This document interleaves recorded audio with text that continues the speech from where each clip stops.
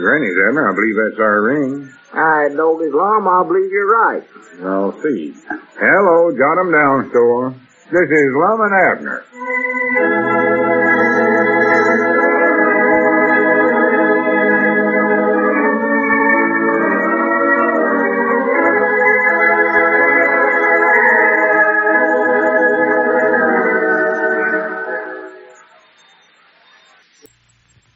And now let's see what's going on down in Pine Ridge. Well, yesterday, Dick Huddleston and Cedric, believing that Abner's dog was trying to lead someone to Lum and Abner, followed the dog to the entrance of an old abandoned silver mine in the hills. Dick became convinced that Lum and Abner were trapped in the mine, inasmuch as there were signs of a cave-in, and immediately rounded up a group of men to start digging. As we look in on the little rescue party today, we find them still trying to clear a passage into the old mine.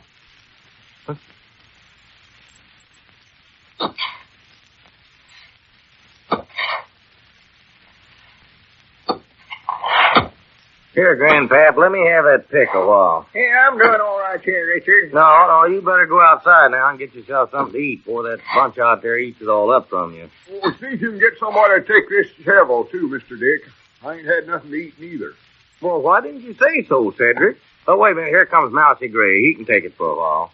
Too bad this place isn't larger in here, so more of us work. Hey, look out, Mousy, we're coming out of here.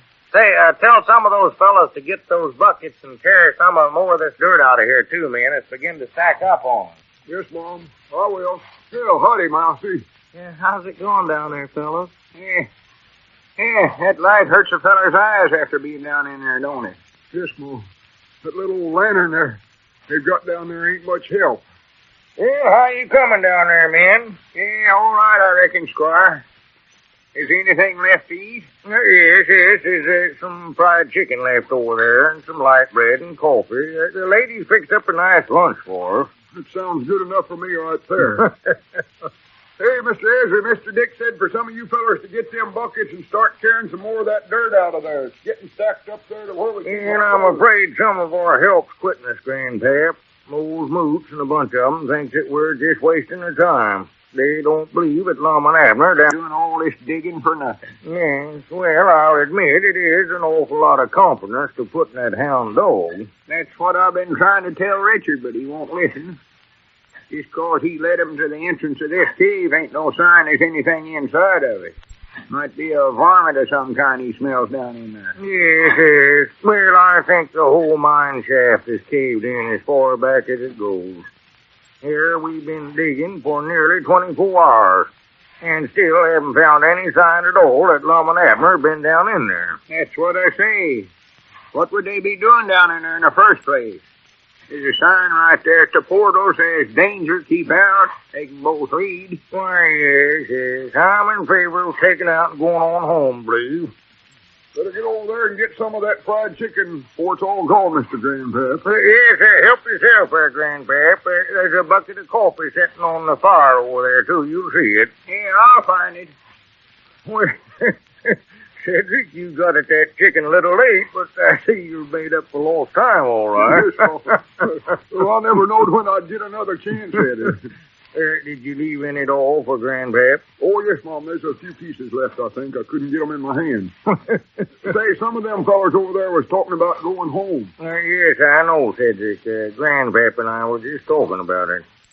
I don't know, but what I'm about ready to give up myself, too. Well, I'm just feared we're doing a lot of digging for nothing myself.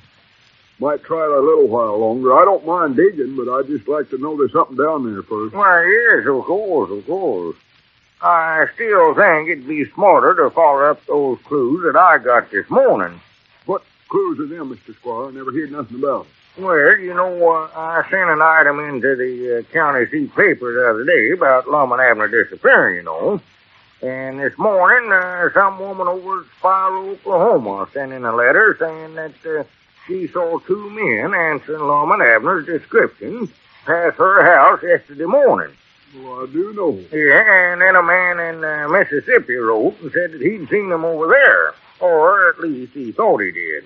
Well, why'd you say something about it instead of letting us dig our heads off on it? Well, I'm sorry, Cedric. I think practically everyone but you knew about it. Maybe I didn't mention it to you. I'm sorry if I forgot it. Well, they sure couldn't be down there in that mine and in Oklahoma and Mississippi at the same time. I know that. That's what I say, Cedric. Let's go and talk to the rest of the boys and see what they think. Personally, I believe we're just getting... Are you awake, Lum? Yeah. Pass the biscuit. Yes. Hand me one of them biscuits. Well, there ain't no biscuit, Lum. Oh, yes. I can see 'em. Whole platters full of 'em. Biscuits and fried chicken. Here, now, wait a minute. Just lay back down, Lum. Your fever must be up again. Chicken. Look at the fried chicken. I can see it. Yeah. Lum, there ain't no chicken.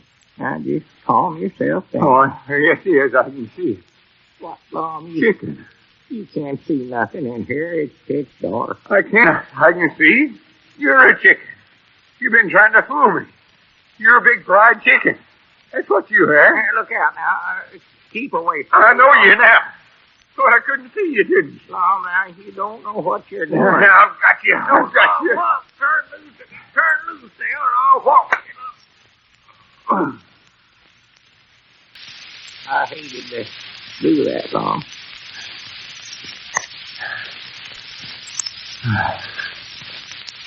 What happened? I hit you, Lum. Hit me? What'd you do that for? You know, I got troubles enough as is. You're going out of your head, Abner. It ain't me that's out of his head. It's you. You was pulling on me there and holding me a fried chicken. Oh. I must have been dreaming. Yeah. I know now. There was a whole big table full of victuals in here, and the fried chicken tried to get away. Yeah, well, that was me. Or you thought it was me. I had to hit you there to bring you to your senses. Oh. Yeah, that's all right. I don't know what's the matter with me. I can't seem to tell whether I'm asleep or awake no more. Can't tell what's real and what ain't. Yeah, I know. I've been imagining things, too. Worst thing I've been imagining is that I keep thinking I hear somebody digging. Somebody digging? Yeah. I knowed all day it was just a pounding in my head. Everything sounds like pounding since I got them fevers the other day. And blame it, I wished I could get out of here. I just can't stand it no longer. Well, wait a minute, Abner. I believe I can hear something that sounds like digging, too. Yeah, you must have the fevers, too, Lum. I wish one of us had sense enough to crawl back in that tunnel and get some more water. Wait a minute. Be quiet.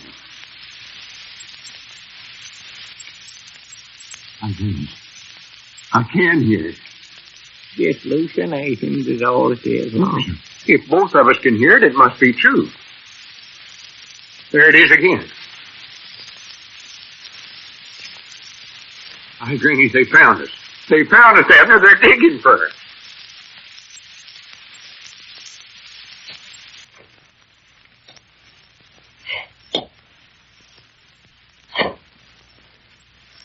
Hey, Mr. Dick. Mr. Dick. Now, what is it, Cedric? What's the matter? Oh, all them other fellers is leaving. They took out and went home. Going home? What's the matter? Well, they just say we're wasting our time doing all this digging. They don't believe Mr. Lum and Mr. Abner's down in there. Oh, well, maybe not, Cedric. Yeah, just to be right honest, Richard, I don't believe they're in either. Of course, now, if you want to keep digging, I'll stay with you. Yes, well, me too, but I think we're wasting our time. Well, maybe I'm wrong. Might have been a crazy idea to start with, but that dog acts like there's something down in here. Well, I believe that's just a varmint of some kind he's got treed in there. I know there used to be some wildcats used that old mine for a den. Well, if you fellas want to give it up, well, it's all right with me. Well, I want to do anything I can to find them, but Squire says there's some letters from Oklahoma and Mississippi from folks claiming they seen Lum and Abner.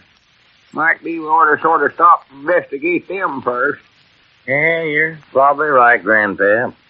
Don't seem like we're ever going to get through this dirt end of the cave anyway. Oh, yeah. That thing might have caved in 6 months ago. We don't know. Oh.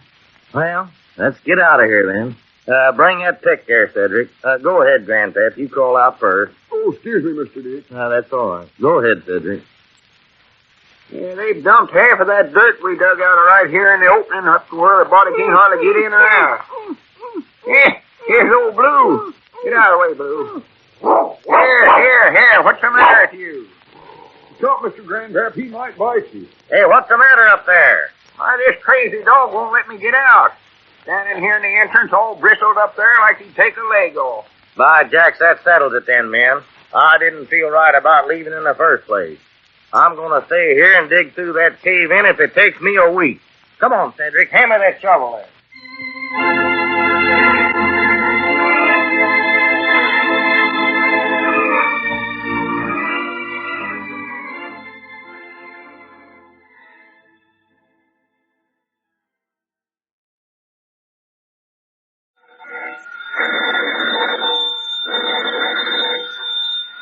Granny's, Abner. I believe that's our ring. I know this Lum. I believe you're right. I'll see. Hello, jot 'em down, store. This is Lum and Abner.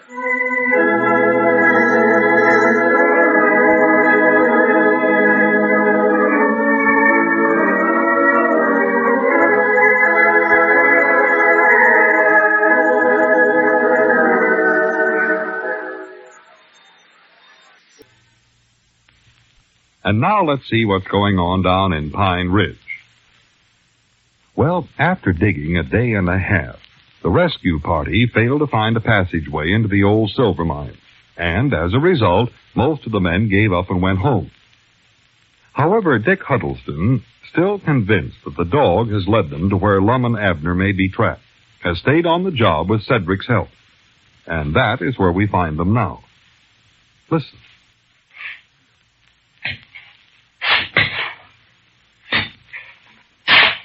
Getting pretty tired, Cedric? Well, yes, well, a little bit, I reckon.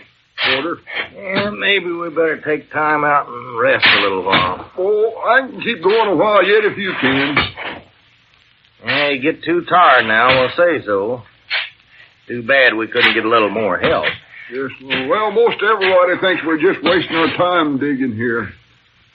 I think some of them are just afraid to get down in here, Cedric. Afraid it'll cave in on them. Squire Skimp thinks he's located Lum and Abner someplace over in Oklahoma, but I think that's just a wild goose chase. Well, what become of Mr. Grandpap? He's helping us pretty good there for quite a spell. Yeah, I sent him back to town to get some rest. He wouldn't admit it, but he was just plumb wore out. I was afraid he might overdo himself down here. Yes, Mom. He was puffing something wonderful there, I know. Yeah, he's getting too old for this kind of work, Cedric. Well, there ain't room for no more than two fellers to work in here no ways. Just as well you sent Mr. Grandpap back. He didn't want to go, but I used the excuse I wanted him to take that dog of Abner's away from here. Well, I'm glad you done that. That howling and whining he's doing is might not driving me crazy. Yeah, me too. Sure had a hard time dragging the dog away, but I just couldn't stand that mournful howling any longer. Yeah, it sounded like he's howling at the moon. Give a body the creeps. You know, I've always heard when a dog howls that way, Mr. Dick, that it's a sign that somebody... Why, yes, sit right down here, Grandpap.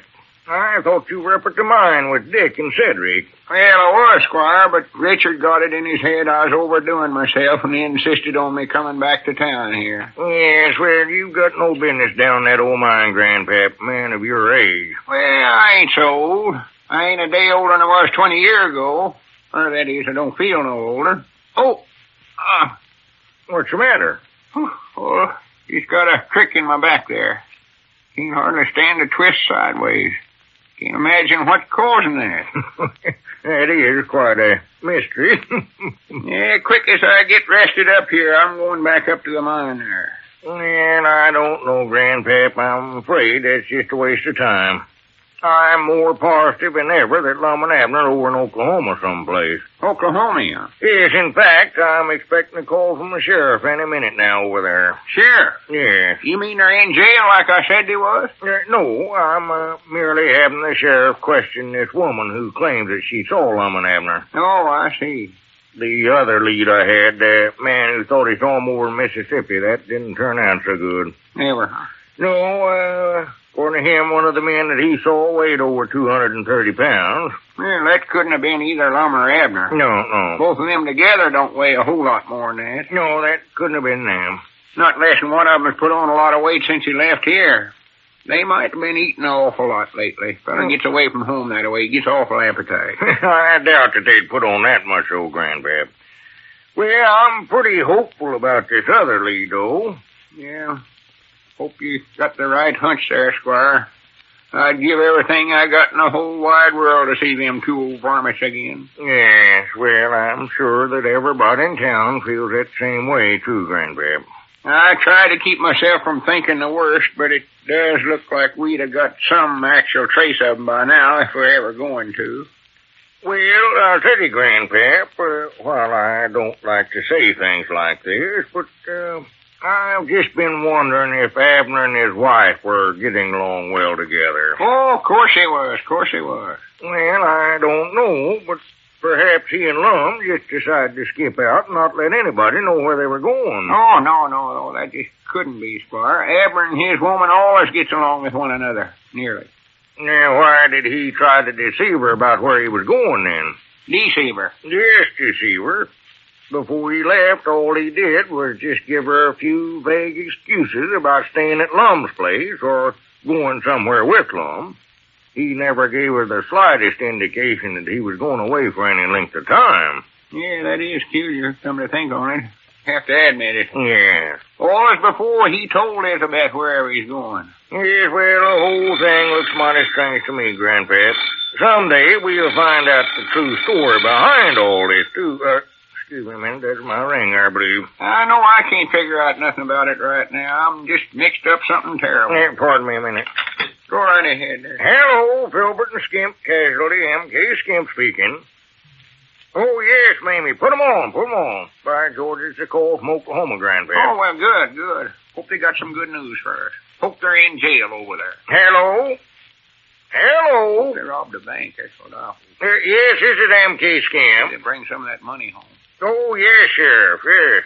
Hold it. Yes, that's right, a tall one and a short one. Yeah. What's that? Indians? No, they're not Indians. Oh, no, they ain't Indians. Ain't got a Oh, I see. Yes, well, much obliged anyway, Sheriff. No, just drop the whole matter. Yes, that's right. Goodbye. Well, what is it? Are Lum and Abner running around disguised like Indians now? No, it wasn't that at all, Grandpap. And I had hopes that we were on the track of something there, but no luck, I guess. Yeah, maybe Dick Huddleston's got the right idea after all. Yeah, I believe I'll head back up there and try to help him out some. No, you better go home and rest, Grandpap. Anybody can see that you're all worn out. What you need is some sleep. Oh, I can't sleep, Squire. Last night when I come home from digging, I laid down and tried to get a little rest, but I was so dogged tired I couldn't sleep. Just laid there and hear that picking. Pick.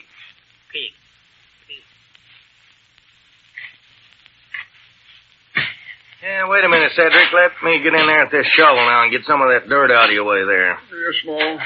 Give you a little chance for a breathing spell here, too. Yeah, getting pretty tired. Yeah, we've been making pretty good headway for the last few hours. I don't believe there's as many rock here now as there was at first. Well, it's pretty easy digging now. Yeah, I expect we better stop after a while. There's some of this dirt outside, too. Yes, Mom. It's getting stacked up behind us here to where we won't be able to get out ourselves.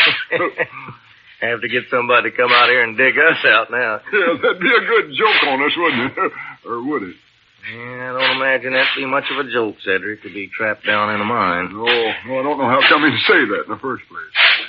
How long's this old mine shaft been here, Mr. Dick? Oh, I don't know, Cedric. 30 or 40 years, I guess. One man dug this whole thing. Spent a lifetime at it. One feller dug the whole thing. Yeah, I remember him. He was here when I first came to these parts.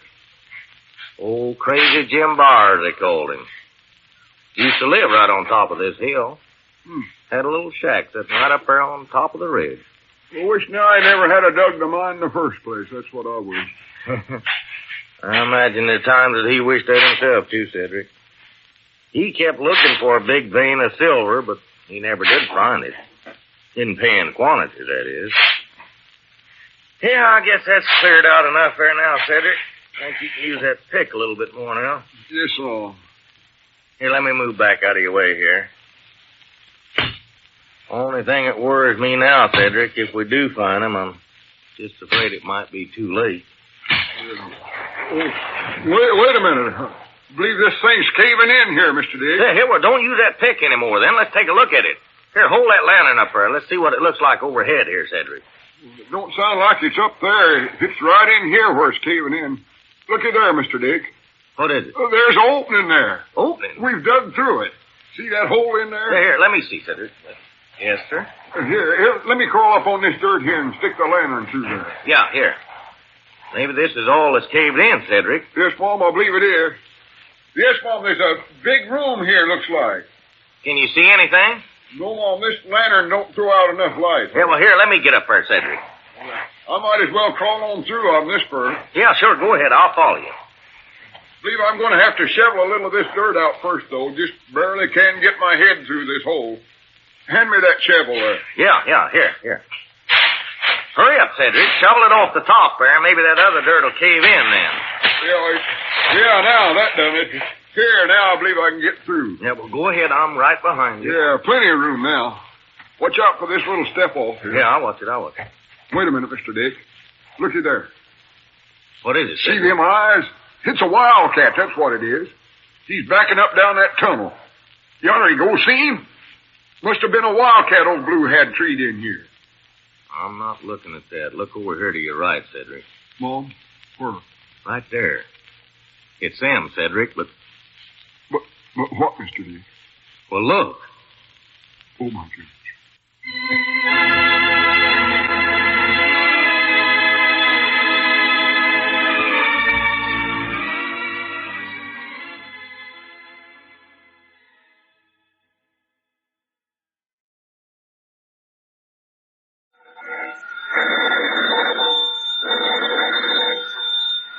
Granny's, Abner. I believe that's our ring. I know this, Lum. I believe you're right.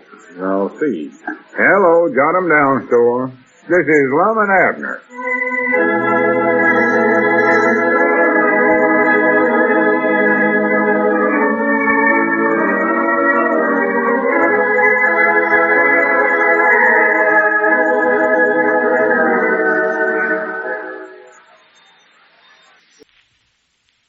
And now let's see what's going on down in Pine Ridge. Well, yesterday, Dick Huddleston and Cedric finally succeeded in digging through the block passageway to the old mine shaft where they found Lum and Abner unconscious. They were then brought back to Pine Ridge, where they are recovering from the effects of hunger and exposure. As we look in on the little community today, we find Grandpappy Spears, Cedric, and Dick Huddleston in the Peabody living room, waiting to go in and see the old fellows. Listen. Well, why can't we go in there and see them, Mr. Dick? Well, for one thing, they're sleeping, Cedric. Besides that, Doc Miller doesn't want them to have too much company yet. He says they're still pretty weak, you know. Well, I sure wish they'd hurry up and wake up. I'd love to talk to them. Yeah. Ask what they ever went in that old mine for in the first place.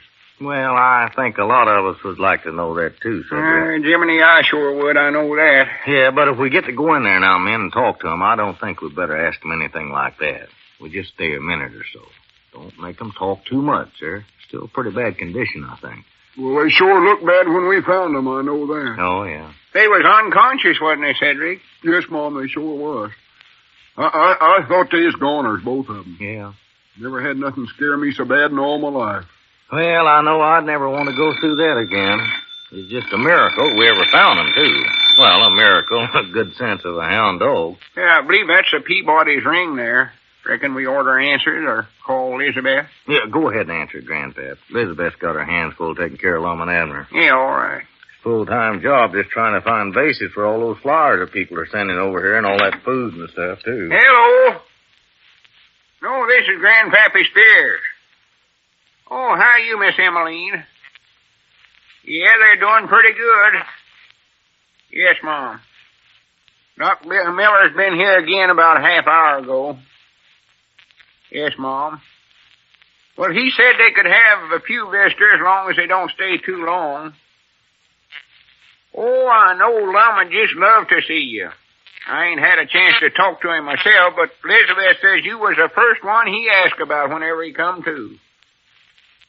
Oh, yes, Mom, I'm sure it'll be all right. Well, fine, I'll tell him. Yes, Mom. All right. Goodbye. Jiminy, that Miss Emmeline sure is anxious about old Lum. Yeah, she called me over at the store this morning to ask if I knew how he's getting along. Yeah, that's a mighty fine woman, Miss Emmeline. Oh, at school this morning, she asked me all about how we rescued them yesterday and everything. Asked me so many questions I didn't hardly have time to answer them. Say, by the way, how come you're not in school this afternoon, too, Cedric? Well, all my little chums kept gathering around me wanting me to sign my autograph for them. Just too doggone embarrassing. You shouldn't be so modest, Cedric. Oh, that ain't it. That ain't what embarrasses me. Well, what is it then? Oh, I love giving out my autograph, but I never can recollect how to spell my name. I see. Yeah, and I can't write it down without lolling my tongue out either. I've noticed that. Well, I got to practice up on writing that doggone thing before I go back to school, I know that. You might have a rubber stamp made, Cedric. That'd save you a lot of trouble. Wait a minute, I believe I hear Elizabeth calling us. Maybe Lum and Abner are awake now. Oh, go back there and find out, Grandpap. Yeah, I'll find out. Tell her we'll promise not to stay very long. Yeah, I'll tell her. Rubber stamp? Yeah. Where do you get them rubber stamps, Mr. D? I just josh. Howdy to me, though. Believe one of them things would come in handy. I'm always having to sign my name someplace, and that'd save me a lot of trouble. Have you got any over at your store that I could borrow, Mr. D? Well, they wouldn't do you any good, Cedric. None of them got your name on them. Well, that wouldn't make no difference. I could change my name. Change my name to Paid. Well, I've got one of those, Cedric.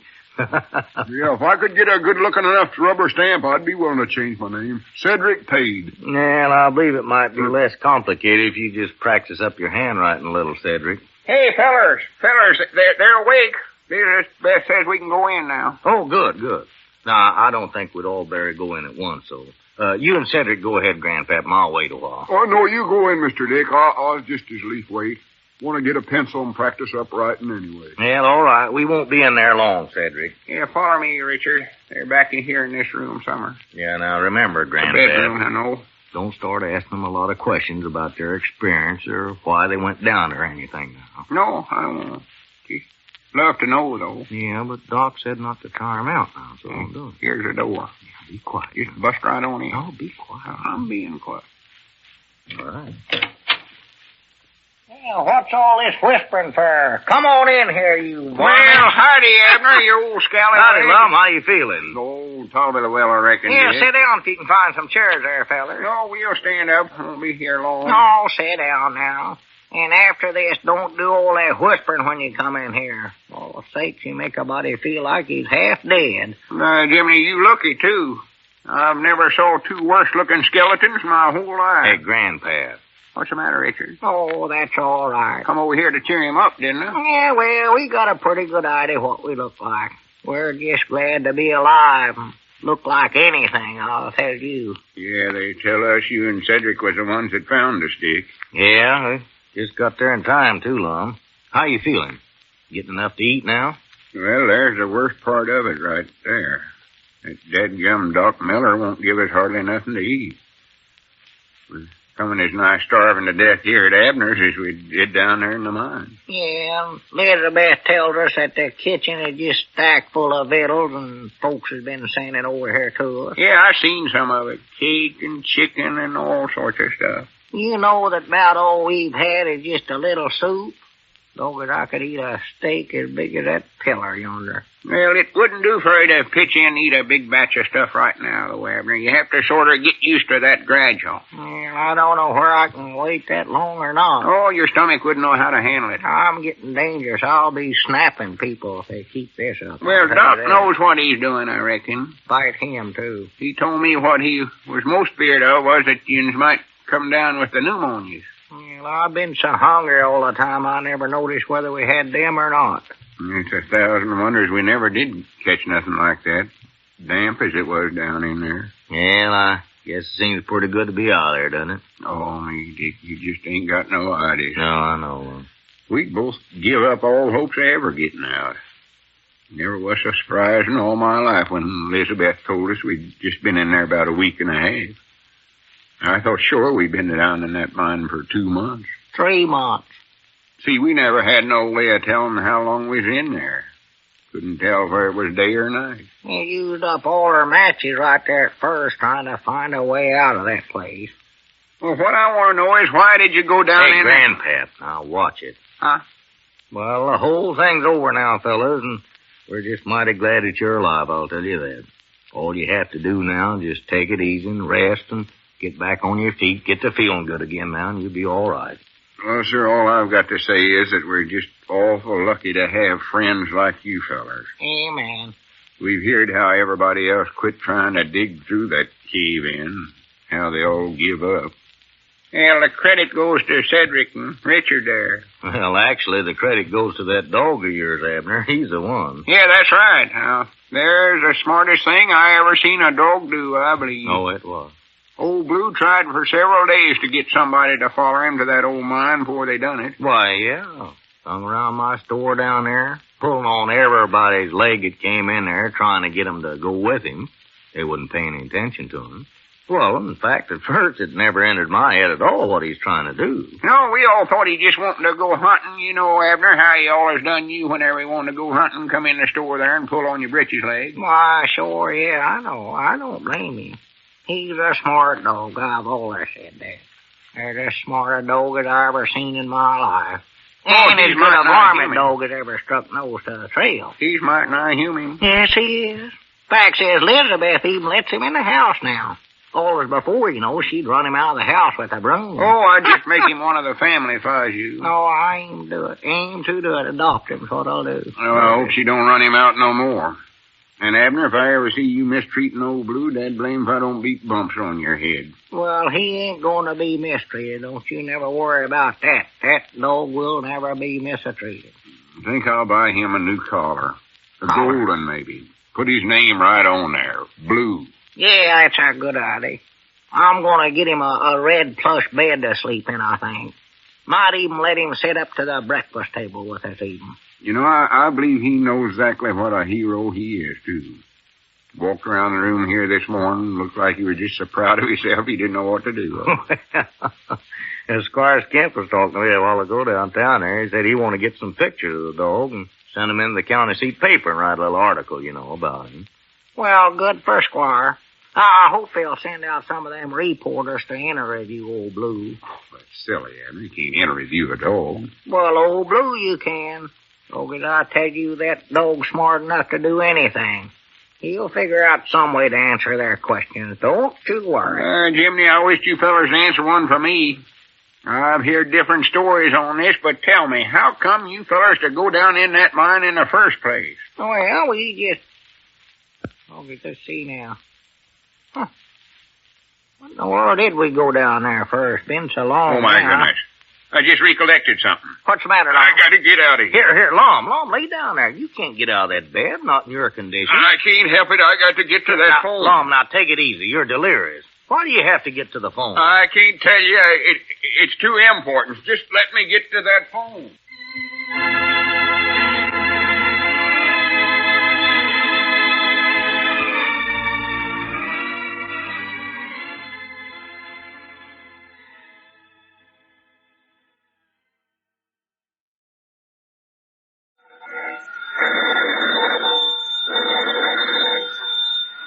Granny's, Abner. I believe that's our ring. All right, Doggy Lum, I believe you're right.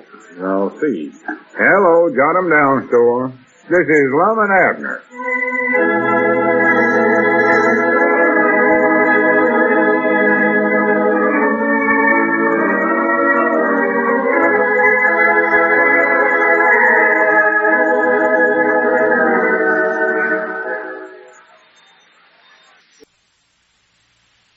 Now let's see what's going on down in Pine Ridge. Well, yesterday, while the old fellows were still in bed, convalescing from their entrapment in the old mine, Lum suddenly tried to jump out of bed and get to the telephone to make what he said was an extremely important phone call. Dick Huddleston, however, was able to restrain him. As we look in on the little community today, we find the old fellows still at Abner's house. However, they're feeling better today and are sitting up in the parlor. Lum has taken a position near the phone to carry on his important work. Listen. Now, Lum, can't I just have one of them pillars? I'm getting tired sitting in this hard rocker. No, I need all of them, Abner. I can't reach the phone unless I'm sitting up high enough. You know good and well I'm too weak to stand up to the phone. Well, I'm weak too, Lum. I was in that mine just as long as you was. Oh, that's right, you were. Yes, sir. Well, I'll give you a couple of these pillars quick as this phone call comes in. Please, I hope we get hold of that Mr. Sutton this time. Well, I do, too. That's all you've been doing this morning is making phone calls. That telephone bill's going to scare me half to death. Oh, well, don't worry about that. Quick as I get a hold of Mr. Sutton, you'll have plenty of money to pay phone bills and everything else. And it don't look like you're ever going to get a hold of him. Every place you called, he ain't there no more. Well, I'll track him down, though. I ain't going to give up on this thing. Not when there's $2,500 staring me in the face. Wish you fellers had let me start calling yesterday when I wanted to. Well, Lum, you weren't in no condition to get out of bed. You'd have fell right flat on your face. Just a lucky thing for you that Dick Huddleston was there to hold you in bed. Well, I reckon he thought he was doing the right thing. Anyway. Of course he did. It was the right thing, too. When you reared up there and started getting excited, we all thought you'd out of your head. Facts is, I think you was. I weren't no such a thing. Well, you sure look like it. I never seen such a stare. Well, Granny's when a man all of a sudden recollects he make himself $2,500 by just making a phone call. You don't expect him to just lay back on a pillar and read a bedtime story, do you? Lum, do you actually think he'll give us that much money for our property up there in the mountains? Well, he offered us that much, didn't he? Well, yeah, but that was a couple of weeks ago. You told him then that you wouldn't sell. Yeah, but I've changed my mind since then. I don't care how much silver or gold or whatever else it is in that land of ours. I don't want to have nothing more to do with it. I'm never going up there in that mine again as long as I live. Amen. That's the first thing you said today that I agree with. And you just think, $2,500 cash money. Yeah. You know the first thing I'm going to do when I get that money, Abner? No, tell him. I'm going right over and propose to Miss Emmeline. Oh, I'm going to do it. You won't do that, you know it. I am. I'm going to do it. Yep. When we was trapped down there in that mine, I said to myself, if I ever get out of there alive, that's the one thing I'm going to do. I said I was going to eat everything I could see. I resolved I weren't never going to lose out again on account of being bashful. Well, I'd love to see you do it, Lum, but I know you from your past experience that you'll never get around to it. That's all changed now, Abner. You're looking at the new Lum Eddards. I don't... Look at me, Abner. Yeah, I am. Can't you just tell I look different? Well, you look different, all right. After living 2 weeks on half a can of sardines, natural you would. Don't worry, you'll fatten up again in no time at all. I don't mean that. I mean the expression on my face. You mean that sort of hungry look? No. Well, I can see it ain't no use discussing these philosophic things with you. Well, what day are you aiming on proposing? Well, I don't know exactly. But I'll tell you this, I bound you I'll be married inside of a month. Inside of a month? I'll be a married man, yes, sir. So as you are working fast. Well, that's the kind of a man I am, a man of action. I've always said that. You look like you're sitting there on all them pillars, Elizabeth. Come on, huh? Man of action. Yeah. I'll be out of here in a day or two, and then you watch me go. I'd love to see you go right now. Oh, Lightning Lum Eddards, they'll call me. I tell you, Abner, I done a heap of thinking whilst I was down there in that mine. Yeah. I can see now that Time is too precious to waste even a minute of it. How's that again now? Come over that again. I jumped the track, I believe. Well, that's too deep a subject to try to explain to you, Abner, but you just wait. Oh. Before long, I'll be Mr. Eddard.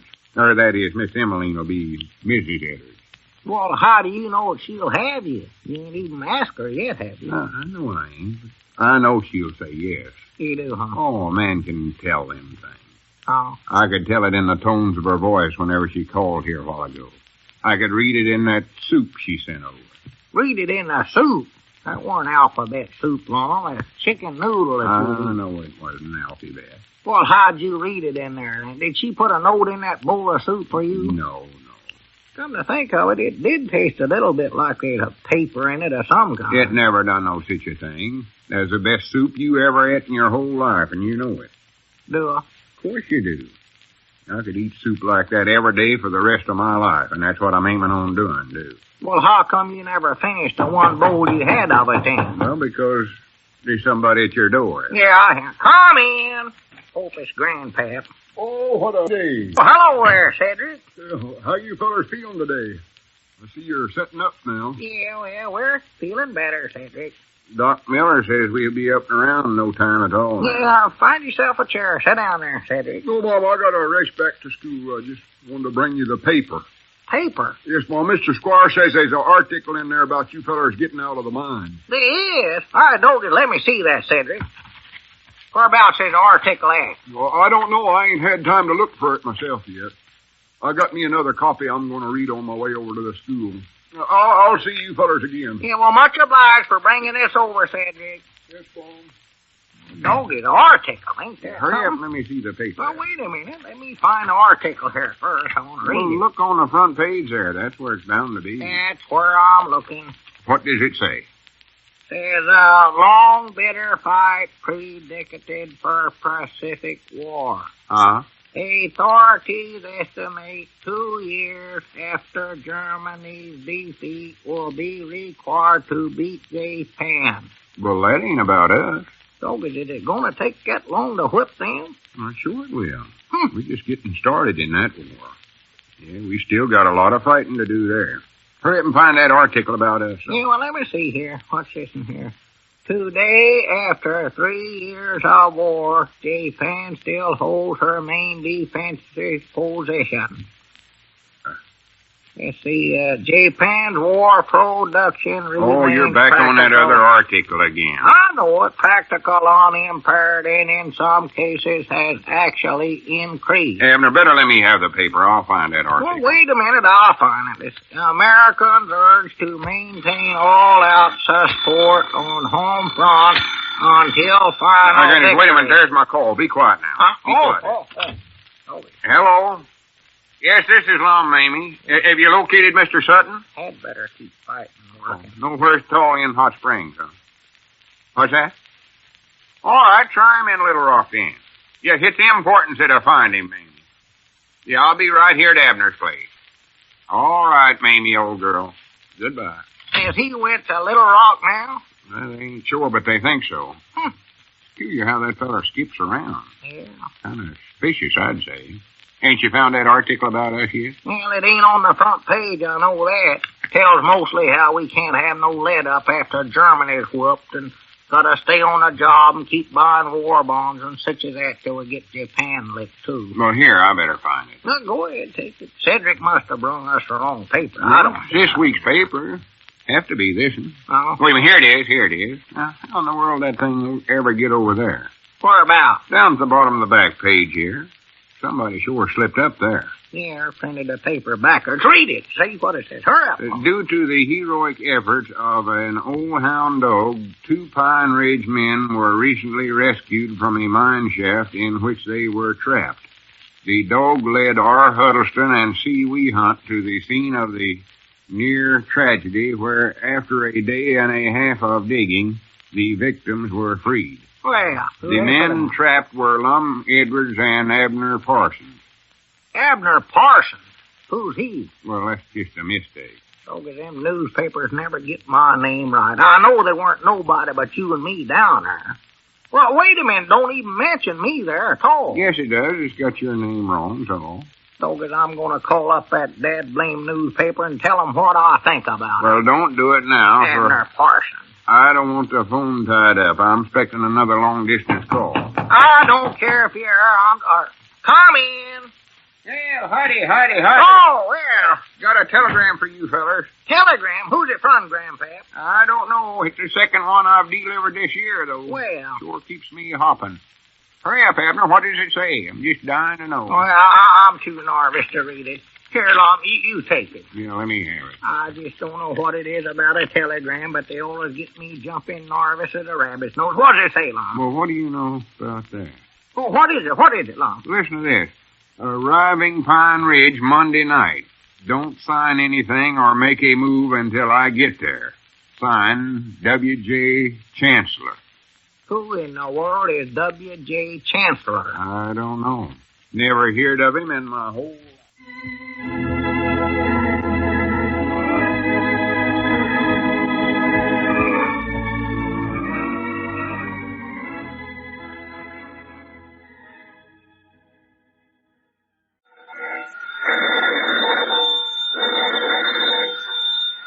Granny's, Abner. I believe that's our ring. I don't as Lum, I believe you're right. I'll see. Hello, jot 'em down, store. This is Lum and Abner.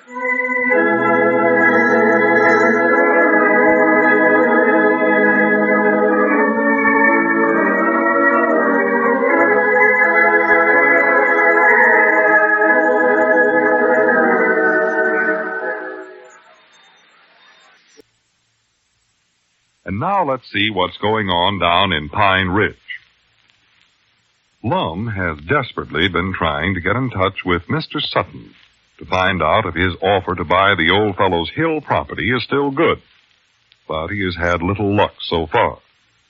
However, they received a rather cryptic telegram the other day from a Mr. W.J. Chancellor, telling them to sign nothing until he arrived Monday night. As we look in on the little community today, it's late evening, and we find Lum and Abner in the Jot 'em Down store, apprehensively waiting for the strange Mr. Chancellor. Listen. Is that a car stopping out there in front, Abner? No, just slow down a little bit. I thought it was going to stop, too. How much longer are we going to have to wait for that feller, Lum? Till he gets here. That's how long I'm going to wait. Dog, it seems to me if he was coming, he'd be here by now. What time did he say he'd be here? Well, the telegram never said what time exactly. Just said he was arriving in Pine Ridge Monday night. That's all we know. Well, maybe he's went over to your place, or my place. Maybe he never meant he's going to meet us here at the store. Yeah, well, I thought about that, too. This seems like the most logical place for him to look for us, so. Maybe we ought to just go on home, Lum. No, it's better for us to wait right here. If he goes over to your place, Elizabeth will tell him where you're at. And if he goes over to my place, he won't find nobody, so he'll try somewhere else. Dog, I wish he'd hurry up. I'm tired.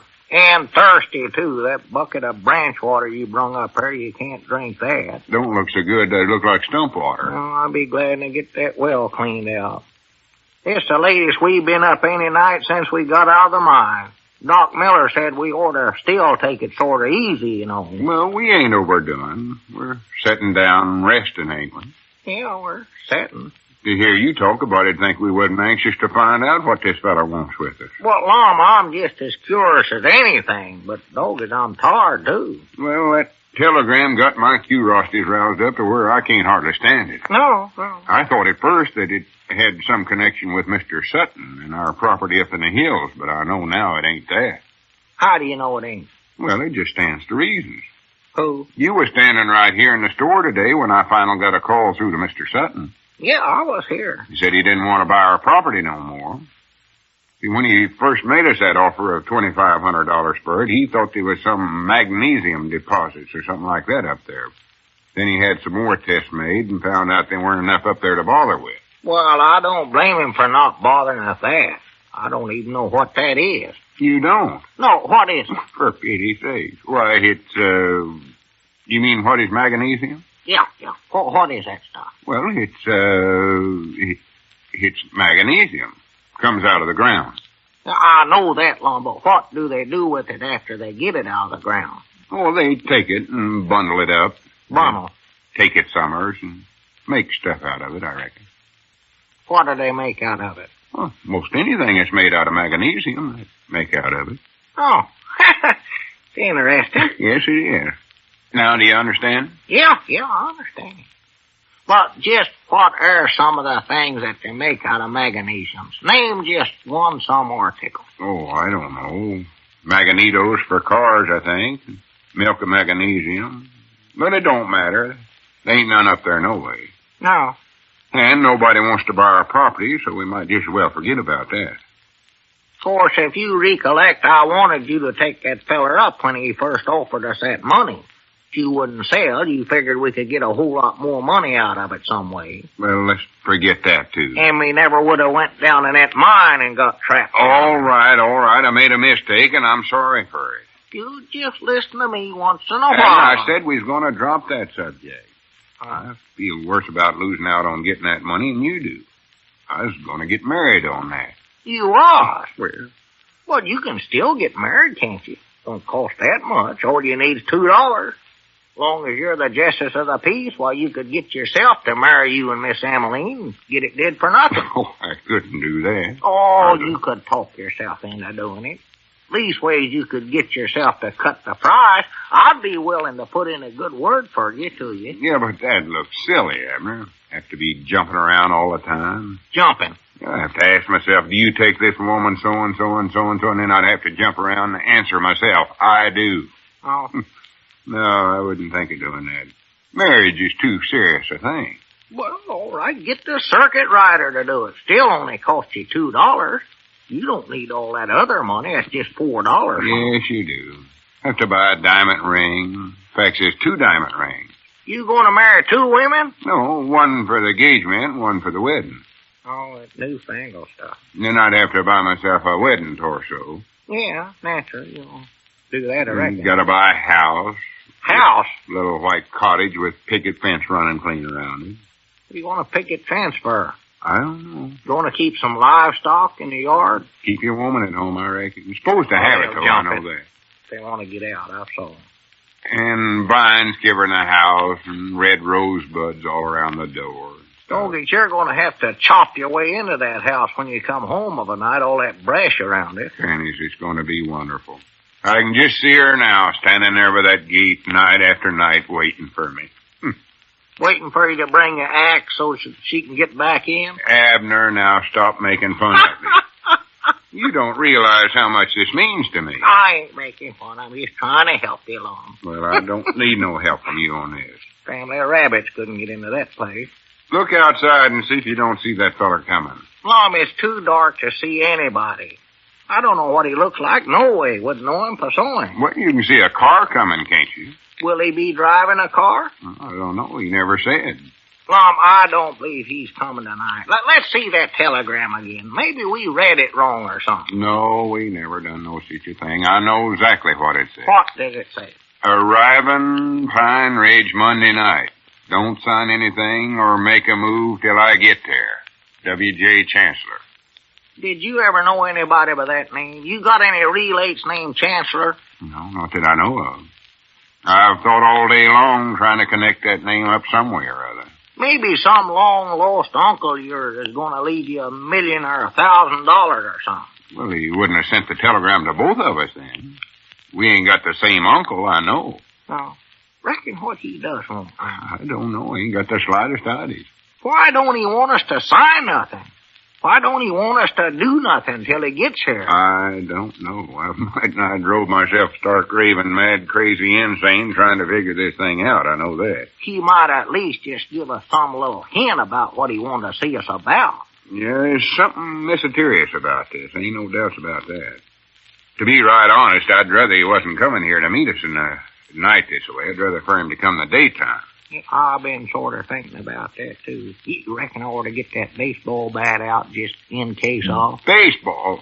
Well, it might not be a bad idea to know where it's at. Yeah, I know. I don't think we'll need it, though. Just I hope. He ain't going to throw us in the penitentiary for something we don't even know what we did or something.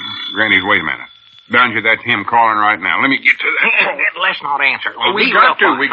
Hello, Jot'em Down Store and Library. President L. Eddard's talking. Mom?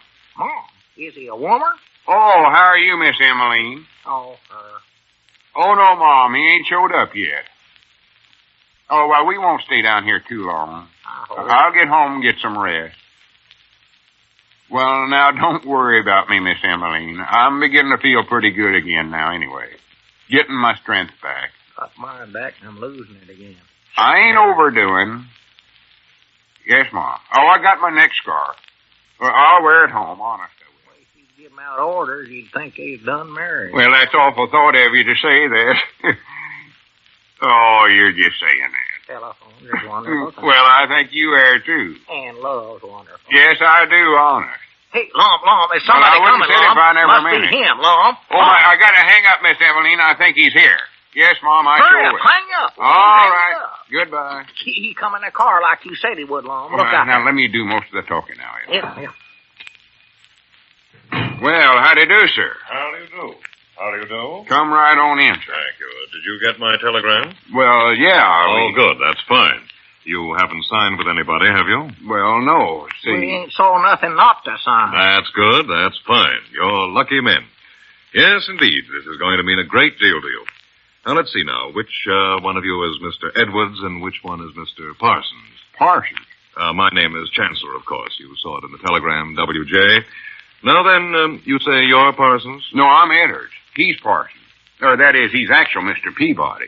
Peabody? Well, now, wait. I'm not dealing with the wrong men, am I? No, you got the right man, I think. But his name's wrong. Or his name's... see, they got it wrong in the newspaper article about him and me being rescued from that silver mine. Oh, yes. That's where I got your names. Yes, you're the men, all right. Oh, dear. Now I'll have to change the check. Put your correct names on it. Check? What check? Oh, it's nothing. Just a small advance. Merely a token amount to cement the deal and show evidence of good faith.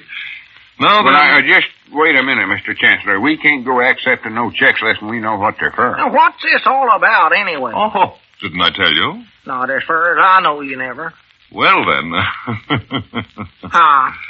Are we alone? Yeah, sure.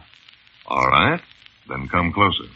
Oh. That's it. Don't get right in his lap. Now then, here's the whole thing in a nutshell.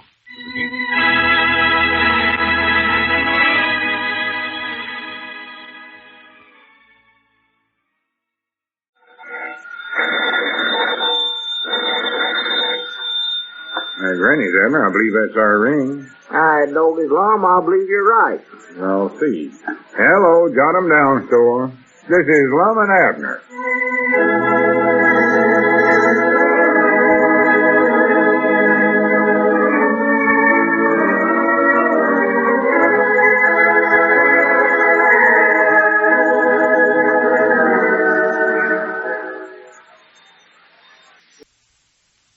And now let's see what's going on down in Pine Ridge.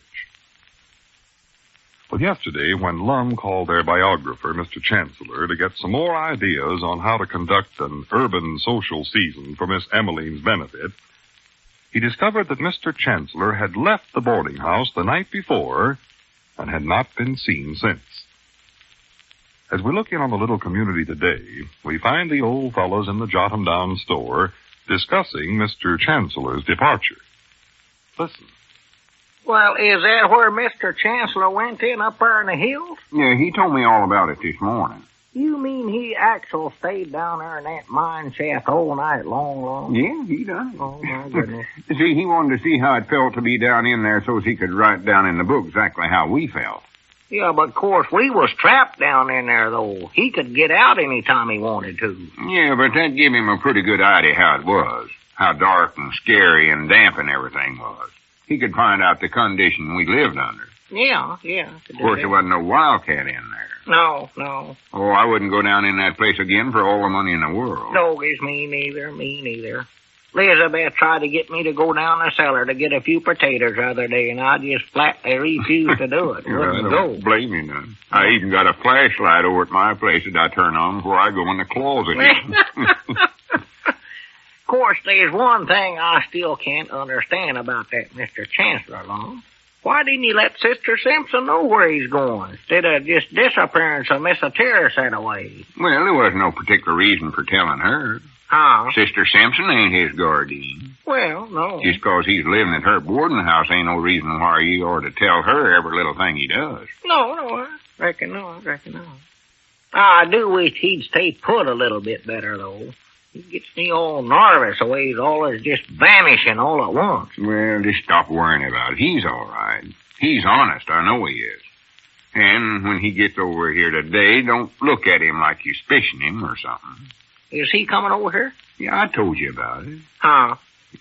He's going to interview Cedric and get his side of the story about us being trapped in the mine. Oh, yeah, that. Yeah, what's the matter? I'm getting forgetful of my memory. When do you reckon he'll be here? Well, he ought to be here now. Well, maybe he's disappeared again. Oh, no. He'll be here. You can't tell about that, feller. Cedric ought to be here, too. I told his mama to be sure and remind him. Yeah, well, Cedric's more likely sleeping this time of day after working there at the defense plant all night, you know. I hope he's wide awake when he gets over here and Mr. Chancellor starts interviewing him. Well, sort of hard to tell exactly when Cedric's wide awake and when he ain't. Yeah, another thing, Abner, when he gets here, don't let me forget to tell him to come over to my place tomorrow and help me move buffets around. Move buffets? Yeah, for my buffet party this weekend. Yeah, I know what they're for, but I never knowed you was able to get hold of any buffets. Oh, I final called that second-hand furniture place in there at the county seat, and they're going to send me out a batch of them tomorrow. Well. 10 of them if they've got them. 10? Yeah. I figure I'm going to need that many. So ain't that going to cost you an awful lot of money buying that many buffets, Lord? Oh, I ain't buying them. I'm just renting them. Oh. But you're right. It is costing me a lot of money. It's might nigh cheaper to buy them. But I couldn't think what in the world a man would do with 10 buffets after the party was over. No, that's a lot to be sitting there in the dining room. Well, you sure you're going to need that many? Yeah. I figured it all out. See, if I can get 5 people up to a buffet, 3 stools in front and 1 on each end, and I'm aiming at inviting 50 people, so that means I'll need 10 buffets. What? Dog, as you are putting on a party, ain't you? Oh, yeah. And this is just the beginning. Just wait till you see some of the parties I got in mind. Well. Oh, I'm a goer once I get started. Yeah. I know this is going to run into an awful lot of expense, but I don't even care. If I can wind up engaged to Miss Emmeline, I grant it'll be worth every cent of it. Oh, yeah, she won't have the heart to turn you down after you spending all that money. Have you actually got 50 people coming to that buffet supper? Well, that's how many invites I'm going to send out. No, man. You're going to send out regular invites, huh? Yeah. Will Spencer's printing them up right now. They're going to be fancy, too. Down in the corner of it says RSMFT. Well, that'll be... Huh? I say RSMFT. That means they got to tell you if they're coming or not, so you'll know how many victuals to set on the buffets. RSMFT? Yeah. Of course, now you're going to have to send out a letter to everybody, Lum, and that you send the invite to explaining what that means in there. Oh, no. Everybody in the smart set knows that. That's all us on high-class society invites. Well, I don't know what it means. I'm a member of the smart set now, ain't I? I'm coming to your party, ain't I, Lum? Well, yeah, but you're just sort of a junior member of it now, though. Junior? Later on, you'll work up to... Wait a minute. Yonder comes Mr. Chancellor. And I hope Cedric ain't too awful late. Busy man like Mr. Chancellor ain't got time to sit around waiting for folks. How long does it take to work up to be a senior smart setter, Lum? Find out. Here. Wait long. I'm getting old. Well, good afternoon, Mr. Chancellor. Good afternoon, gentlemen. What a lovely day it is. Howdy, Mr. Chancellor. Hello, Mr. Peabody. Well, how's everything going, Mr. Edwards? Oh, just dandy fine, I reckon. Say, where's our boy Cedric? I'm looking forward to this interview. I expect it to be quite provocative. Oh, yeah, it will be, no doubts about it. Well, he ain't here. He's more likely home sleeping. Yeah, he'll be here, though. I know he will. No good. And, before he gets here, Mr. Chancellor, there's one thing I believe I ought to tell you. Oh, yes? What's that? Well, Cedric is sort of... Well, he's a good boy and all that. Oh, fine boy. Yeah. But he's a little... Well, when it comes to mental thinking and such as that, he's what you might call slow. Oh, I see. So when you're asking him questions, I'd suggest that you break 'em up in little bitty words for him. Make it as easy for him as you can. Yes, yes. See, he ain't never actually got past the third reader in school till this year. Now, he's in the fourth, but there's some weeks that he just plumb forgets to go to school. And while we're waiting for him, Mr. Chancellor, I got a few more photographs of myself. Oh, have you?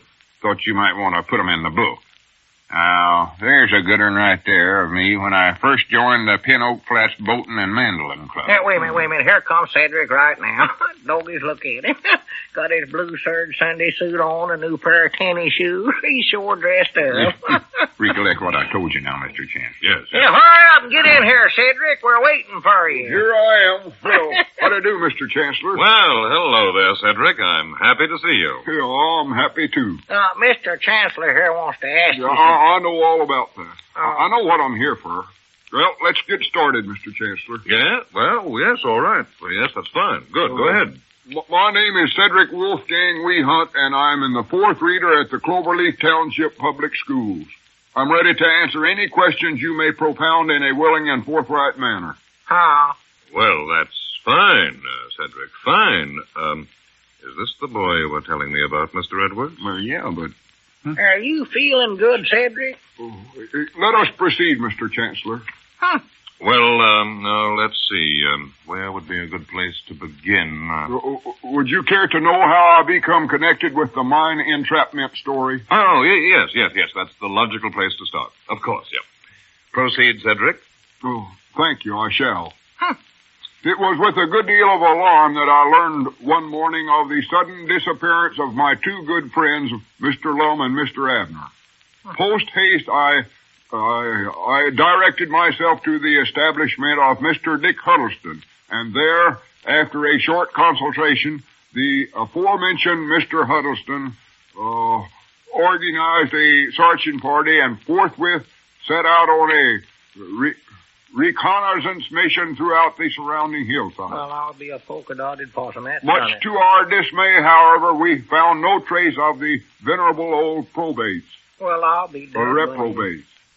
Wait a minute. What'd you call it? No. Wait. Let me get this down. This is excellent material, yes.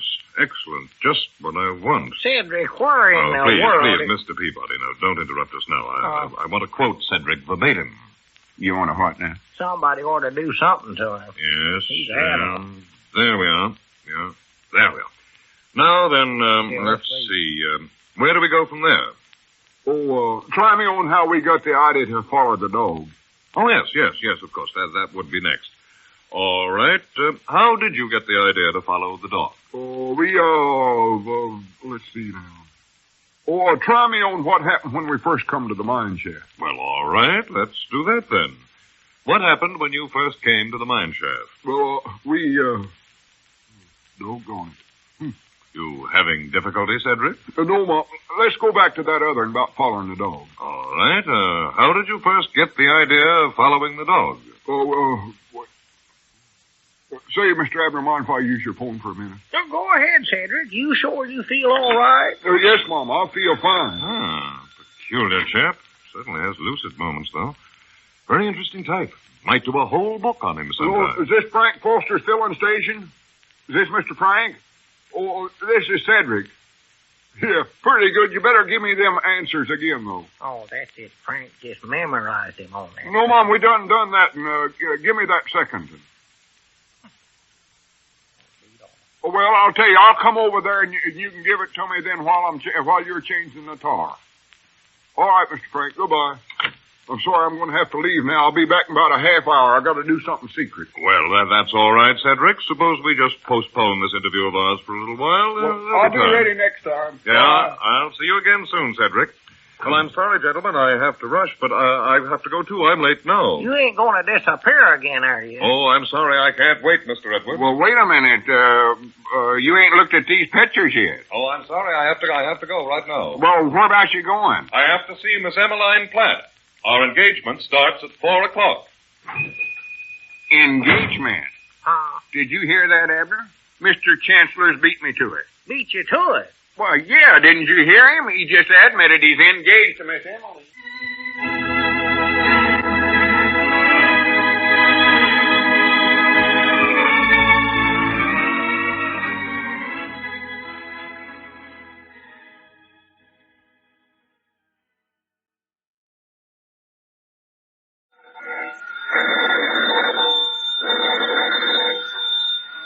Granny's, Abner. I believe that's our ring. Doggy Lum, I believe you're right. I'll see. Hello, jot 'em down, store. This is Lum and Abner.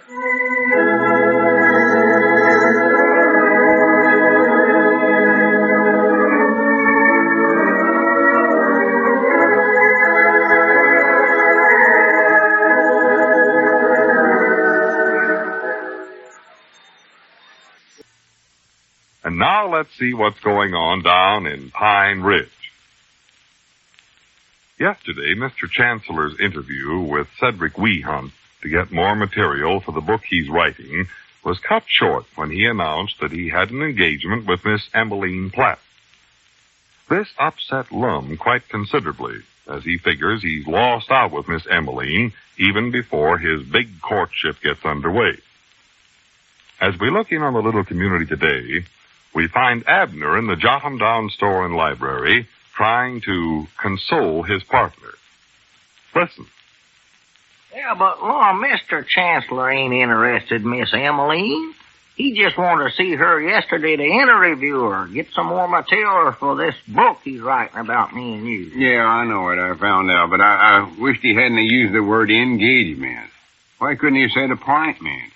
Well, them two words means about the same thing. You looked it up in the dictionary. You said that. I know it, but I still don't like it. Worried all night long about it. Never hardly slept a wink. Oh, that's plumb silly. You ain't got nothing to worry about. You're the one Miss Emmeline had, Mars, not Mr. Chancellor. Yeah, but I'm afraid she's liable to change her mind. I don't want nothing to come twixt me and her now. Especially not till after I get my whirlwind courtship started.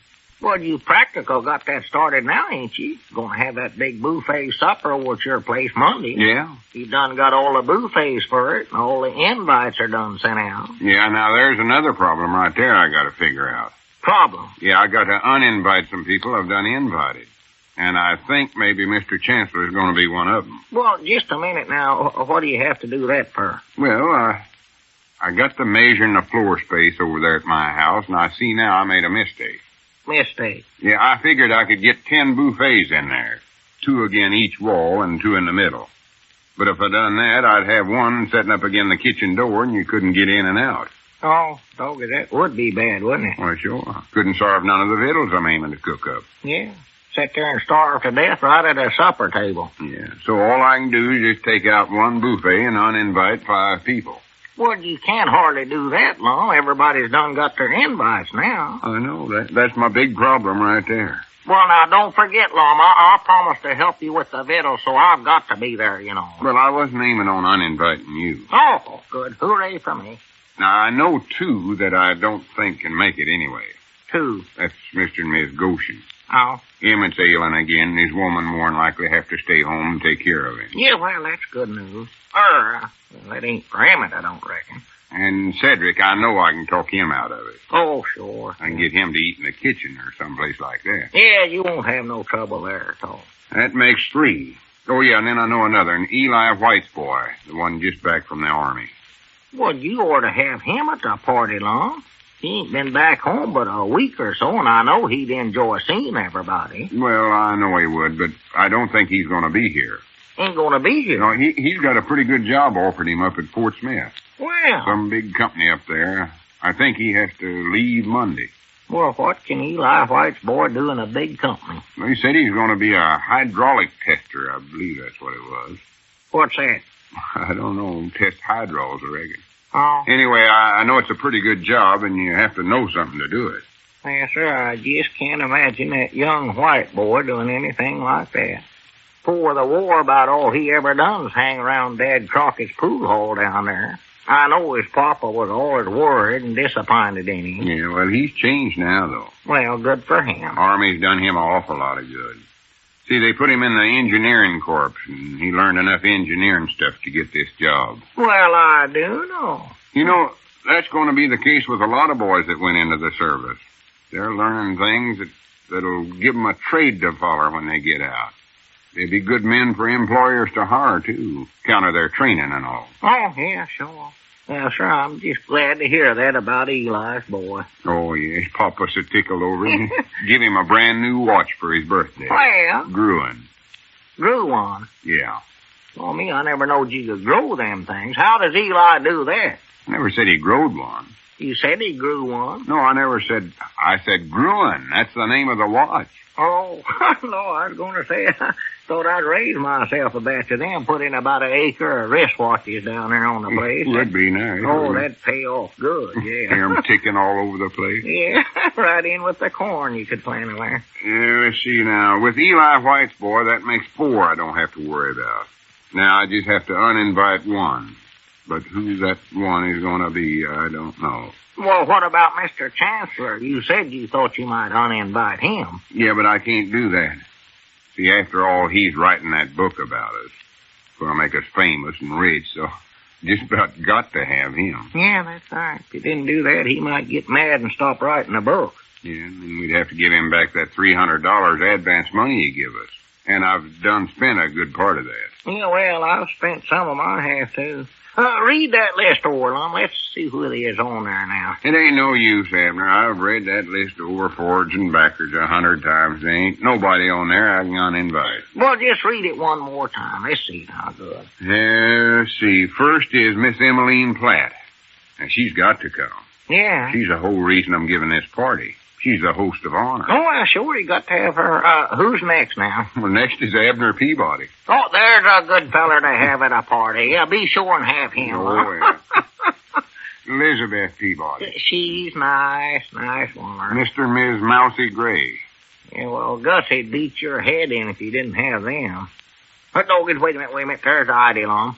Look who's coming across the street there.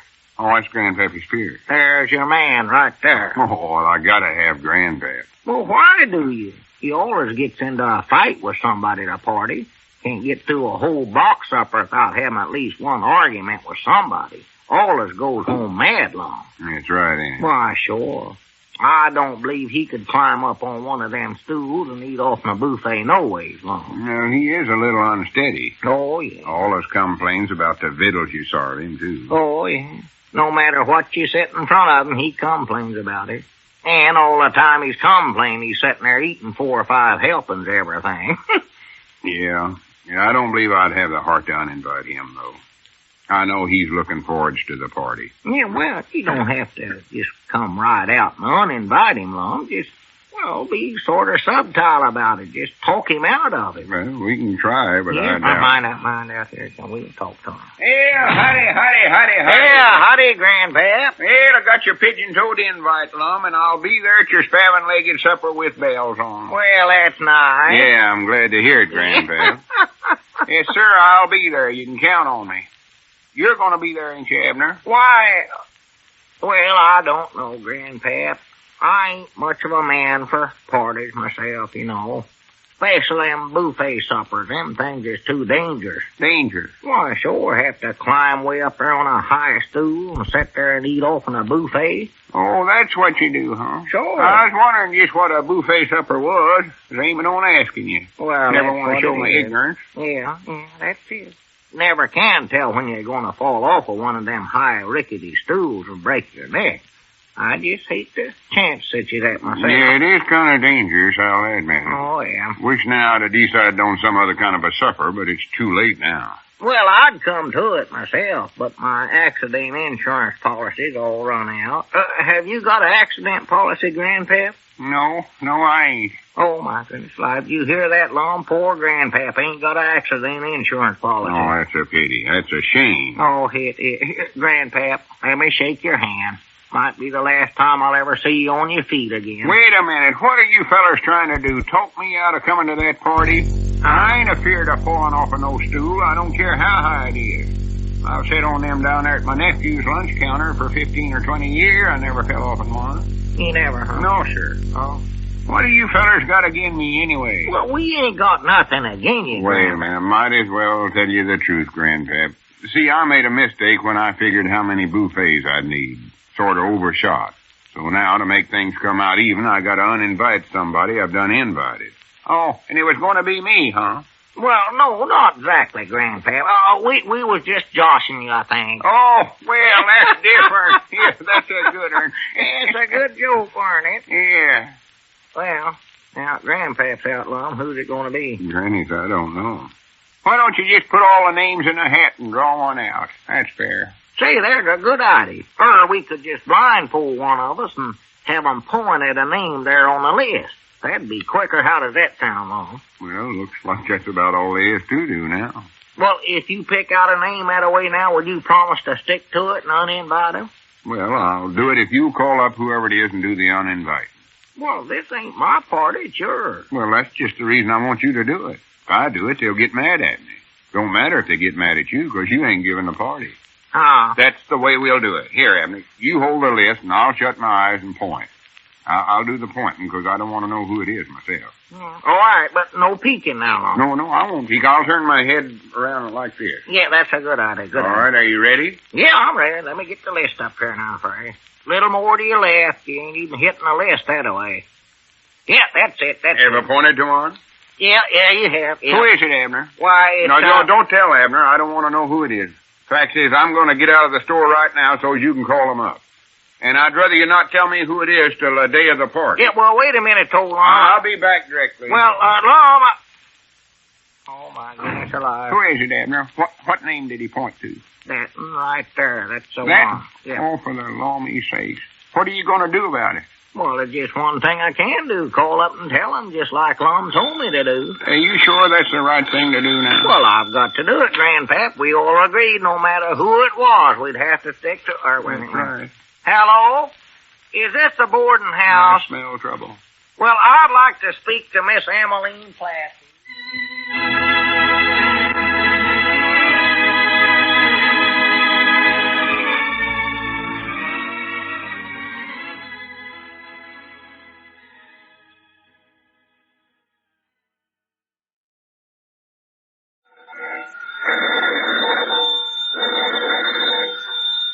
Granny's, Abner. I believe that's our ring. All right, Doggy's Lum, I believe you're right.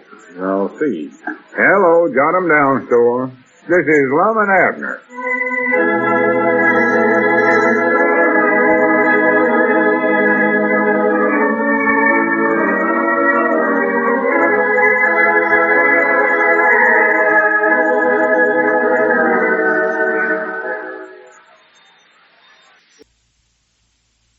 And now let's see what's going on down in Pine Ridge.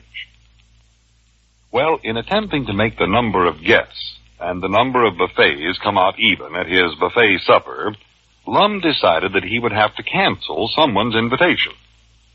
To select this someone, Lum blindfolded himself, pointed to a name on the guest list, and then instructed Abner to call that person and give him or her the bad news.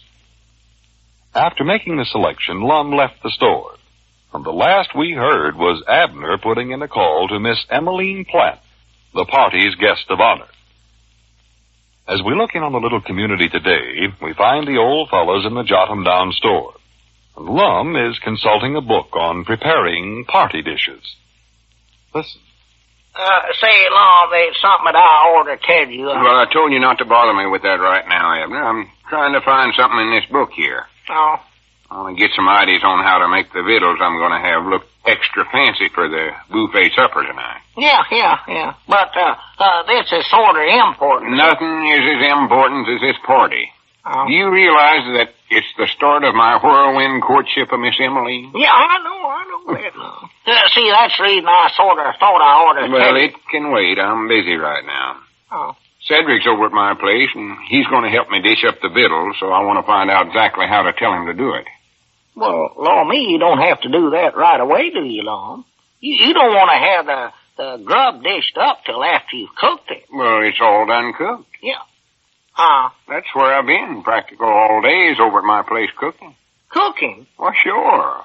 Well, Lum, the stuff will be all cold by the night, though, won't it, Lum? You cook it in the middle of the day. Yeah, it will, but I didn't know how else to do it, hardly. Well, just wait till supper time and do Well, it. I didn't want to spend all evening out there over a hot stove in the kitchen while everybody else is enjoying themselves. I want to go to this party, too, you know. Yeah. Well, would be nice if you could go to it. As long as you're giving it, and it's over at your house and all. Yeah, I thought so. Well, I don't believe it'll be so bad, no ways. Cold fried rabbit always tastes good. Is, that what you're gonna have, rabbit? Yeah, cold fried rabbit and hot cakes.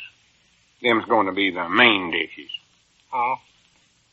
Is, that what the smart set generally has at them buffet suppers? Well, I ain't for sure about that. I've been reading through the society columns, and I can't find nothing in there about no fried rabbit, but them are the things I know how to cook best, so I figured I better have them. Yeah, well, I guess it's a good idea to cook something you know how, all right. You're pretty good on hot cakes, I'll have to admit that. Yeah. Grannies, I believe I found out what I'm looking for right here, Abner. Where? What's that?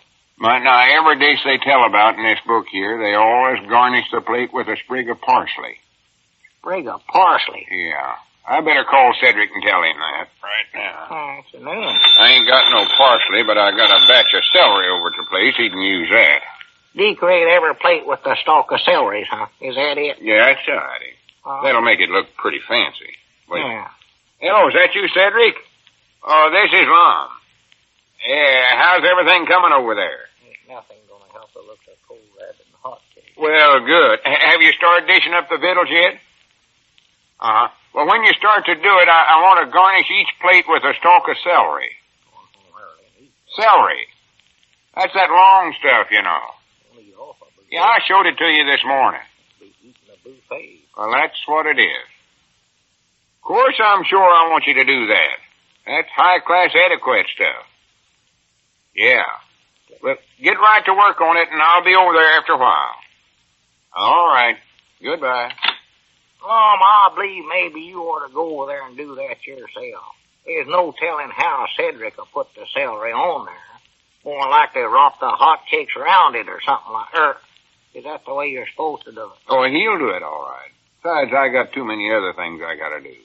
For one thing, I've got to get a little bouquet of flowers for Miss Emmeline to wear tonight. Yeah, well, I don't believe I'd bother to do that if I was you. I've got to do that. All the men folks in the smart always buy their lady friends a little corset of flowers to wear when they go to parties. Yeah, I'd like to get something to match them beautiful blue eyes of hers. What would you suggest, Abner? Well, now, before you go any farther here, there's something that I've just... Can you get any blue daffodils?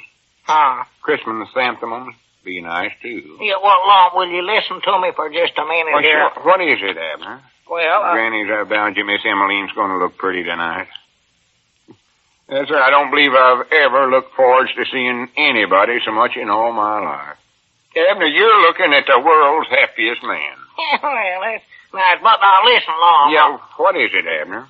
Well, You know, I can just see us sitting there now, side by side, eating off the same buffet. Me looking into her big baby blue eyes, her turning them up at me. Turning the hot cakes up, too, and putting butter twixt them. I tell you, it's going to be wonderful. Yeah, it'd be nice. What was it you wanted to tell me, Abner? Well, I don't believe I can tell you, Long. Oh, go ahead. What is it? Well, it's nothing. Well, it must be something. Yeah, well, what it is, Long.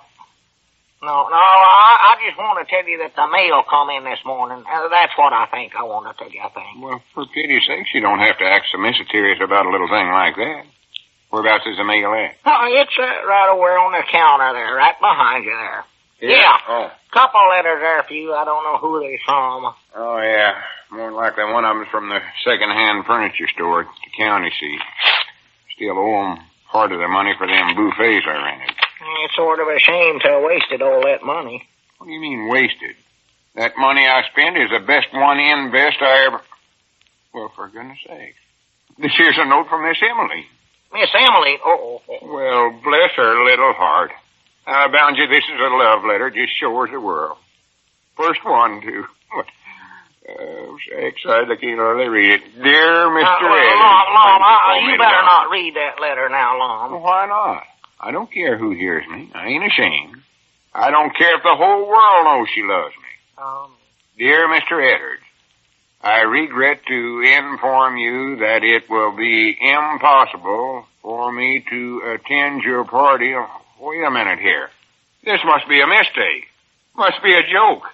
Oh, somebody just pranking me. Lom, I don't Wait a minute. What do you know about this? Is this some of your work, Abner? Well, Well, not all of it. Actually, it's your work. Mine? You was the one that pointed to her name on the list the other day long. Pointed to her name? Wait a minute. You mean That's right. When we was deciding who to uninvite so the people in the buffets would come out even, she was the one that you pointed to. Grannies, wait a minute. Did you actually call her up then and uninvite her? I had to. That's what we agreed to do. Why, you crazy idiot. She's the one this whole party's being gave for. I know it, but you said we all had to stick by what we agreed on, no matter who it was you pointed to. But she's the host of honor. You can't have a party unless the host of honor's there. I was just doing what you told me to do. Of all the crazy, brainless varmints, you're the worst. Why in the world didn't you tell me this right away instead of waiting till the last minute? You told me not to tell you who it was till the day of the party. Said you didn't want to know. Oh, me. That's what I've been trying to tell you today, Lum, and I just couldn't bring myself to do it. And you wouldn't hardly listen, no Well, way. it's the worst one thing that's ever happened to me in my whole life. Why did I ever leave anything up to you? If your brains was dynamite, you wouldn't have enough to even ruffle your hair. Well, now, wait a minute, now, Lum. How any man could be idiotic enough to get on the telephone and tell the host of honor she can't come to a party that's being gave just special for her, I don't... Lum, I told you, I never wanted a job. You made me take it. Yeah, but I thought sure you'd have sense enough not to let her be the one you'd uninvite. What did you tell her? Well, I said... No, don't tell me. Couldn't stand to listen to that. Oh, this is awful. You've ruined my party. You've ruined my whirlwind courtship. Ruined my whole life. I'm ruined. I've just done what you told me to do. Oh, for me, life is as good as over right now. Well, listen now, Lum, I never come right out flat-footed and told her she couldn't come. You said enough, though. I just sort of hinted around to her that school board members thought she oughtn't to be going out to parties on school nights. That's what I did. Well, according to that letter she just wrote there, she must have taken the hint all right. That's fine. You fixed me up good. All I am is just president of the school board. Yeah, well, I never told her it was you. I just sort of let on it was some of the other members. Long as you was the one that invited her to the party, she knows you ain't again it long. Granny, that's right, ain't it? Why, sure, I knowed what I was doing. I ain't so ignorant. No, maybe it ain't too late to patch this thing up. I better race right over to the schoolhouse there and see what I can do. Yeah, that's the thing to do. Get on over. Tell her we'll be able to squeeze her into the party some way. Put an extra plate on the buffet. I won't tell her no such a thing. I'll tell her she can have a whole buffet to herself, or just me and her together. See if you can order that corset of flowers for me. Yeah, well, wait a minute. Here comes Cedric. Maybe he could do it, Long. No, you do it. Yeah, all right. I'll take care of it. Okay, Mr. Long. No use trying to talk to him now, Cedric. He's in a big hurry there. Whereabouts is he going? Oh, he's got some business to tend to. How you coming out with the things over at Lum's place, Cedric? Oh, I'm doing good. I got the plates all fixed. It's good for you. Good for you. I don't believe they'll get dry in time for the party, though. Oh, what do you mean it won't get dry? Another thing, I couldn't do no good with a celery stalk. I had to use a regular brush on them. Regular brush? What are you talking about, anyway? Oh, that stuff Mr. Lum told me to do over the phone. Well, all I heard him tell you to do was garnish the plates with a stalk of celery. Yeah, but I... Garnish? Yeah. Oh, well, I'll be doggone. Wait a minute, Cedric, you don't mean... That's just what I done. Oh, my goodness. I thought he said varnish. Varnish? Oh, my goodness alive, if you...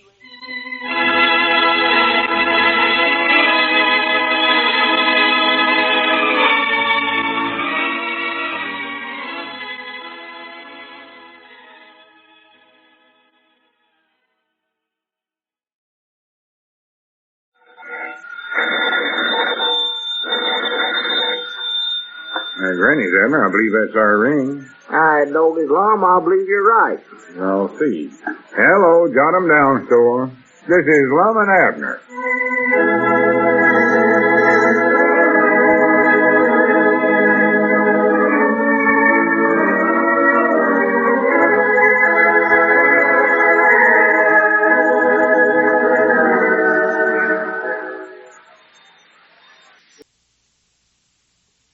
And now let's see what's going on down in Pine Ridge. Well, as far as the calendar is concerned, this is the first day of spring. But the weatherman in Pine Ridge is apparently not greatly influenced by dates. Because as we look in on the little community today, we find Abner in the Jot-'em-Down store, huddled up by the stove, while Lum and a cold blast of wind are just coming in the door. Listen. Ladies, it's cold out today. Let me get over by the stove. Yeah, it's cold and all right. Dog is a regular blue norther, that's what it is. Yeah, wouldn't be a bit surprised if it don't snow a little today. Snow? In March? Well, it snowed in March before. In '09, I believe it was, we had a big snowstorm in March. Careful on, don't get too close to that stove there. You're liable to burn the seat of your britches. That thing's red hot. Look at that wind blowing out there. Yeah, I noticed it. Yeah, you'd never know this was the first day of spring, would you? First day of spring? Yeah, that's what it is. Oh, you're mixed up there, Lum. This is winter time. Spring won't be here for a couple of months yet. If you just look on the calendar, you'll see where it says first day of spring, right there under March the 20th. Yeah, well, the calendar's mixed up too then. We better start getting our calendars from some other outfit. Well, they ain't mixed up, that's right. This is the official first day of spring. Fiddle-faddle. Well, it is so. Who says so? Everybody says so. I don't say it. Neither nobody else in their right mind. Well, you can't just look it up in the almanac or the encyclopedia. I know it's so. The what? The book that tells everything. I still don't believe it, Lum. Well, I'll just get the book out here and show it to you. Spring. Find it. That's silly. If I went home taking off my long underwear and put on my summerins, Elizabeth would think I was touched in the head. Fact is, she just wouldn't let me do it. Catch a pneumonia. Whereabouts is that encyclopedia at? I seen it just the other day. It's around here summers, I know. Did Grandpap have that thing out reading? Grandpa Master still got the ear flaps down on his cap even. Now everybody in town goes by him. He turns them flaps up, why you know spring is here, Lum. Well, I know I'm right, 'cause I heard Miss Emmeline tell the young'uns over at the schoolhouse yesterday, and she's never wrong about nothing. Well, maybe she ain't, but I still... Oh, here it is. Here's the book. Huh? I just proved to you I know what I'm talking about. Well, bound you won't find it in there. Spring don't come till spring. Well, you'll see, Smarty. Wait a minute. Go ahead. Prove it. Yeah, here it is right here. Spring. Yeah, pretty. Popular name given to vernal season, which begins with the vernal equinox about March the 21st and ends with the summer solstice, June the 21st. See there, did you hear that? March the 21st. Says right there, that's when the spring begins. Yeah, but this is a 20th. Well, all right, it comes a day early this year. Besides, it says in here about March the 21st, it says. Well, I don't see how they figure that out. Well, I'll tell you how they figured it out. It says here, the vernal equinox occurs when the sun crosses the vernal equinoctial point, which is that point where the celestial equator and the ecliptic cross. This brings spring to the northern hemisphere, period. Now, do you understand it? Do you want a direct answer on that? Well, sure. Well, the answer's no. The spirit of that. Do you understand it, Lum, all them big words you was reading? Well, natural. It's all wrote down here in black and ink. Yeah, I know it's wrote there. I know you couldn't make that up, but do you know what it means? Well, yeah, sure. All right. Explain it to me. Well, you see... Break it down little bitty words now, so as I'll know what you're talking about, and you'll understand it, too. Well, that's kind of hard to do. See, scientifics jump like this. Yeah, who's that Vern feller in there? They kept talking about that Vern L. somebody. That's vernal equinox. No, it's such a name. I wouldn't believe nothing he told me. It's sort of peculiar sounding, but the idea is this, Abner. Vernal. When this vernal equinox crosses the equator up in the celestial and goes over to the ecliptic point, why, then it's spring.